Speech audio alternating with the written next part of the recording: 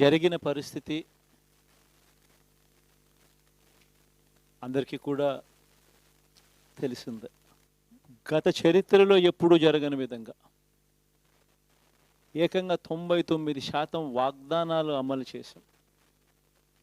ఎప్పుడు జరగలేదు ఆంధ్ర రాష్ట్ర చరిత్రలో కానీ దేశ చరిత్రలో కానీ ఈ మాదిరిగా మేనిఫెస్టో అన్నది ఒక పవిత్ర గ్రంథంగా భావించి అదొక బైబిల్ గాను, అదొక ఖురాన్ గాను, అదొక భగవద్గీత గాను భావిస్తూ టిక్కు పెట్టమని చెప్పి ప్రతి ఇంటికి పంపించి టిక్కు పెట్టమని చెప్పి ప్రతి అడుగుతూ ఆ ప్రతి అక్క చెల్లెమ్మల ఆశీస్సులు తీసుకుంటూ ఆ ఇంట్లో ఉన్న అవ్వాతాతల దీవెనలు తీసుకుంటూ ఏ రోజు కూడా ఈ మాదిరిగా బటన్లు నొక్కడం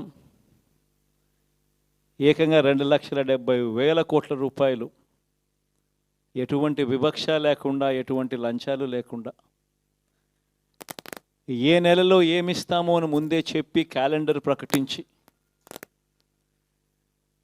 ఆ నెలలో అది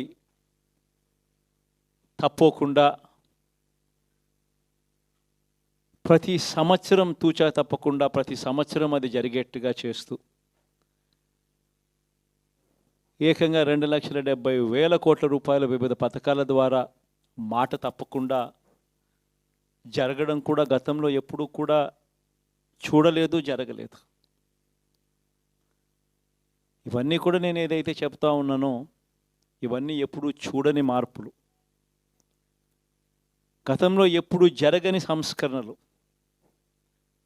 విద్యారంగంలో అయితేనేమి, వైద్య రంగంలో అయితేనేమి, వ్యవసాయ రంగంలో అయితేనేమి, సామాజిక న్యాయం అంశంలో అయితేనేమి, మహిళా సాధికారత అంశంలో అయితేనేమి, గవర్నెన్స్ విషయంలో అయితేనేమి ఎప్పుడు జరగని చూడని సంస్కరణలను కూడా తీసుకొచ్చు.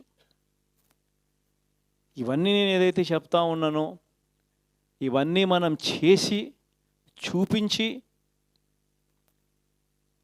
ప్రజల మన్ననలు పొందిన తర్వాతే ఎన్నికలకు వెళ్ళాం. ఎన్నికల్లో ఏమైందో తెలీదు.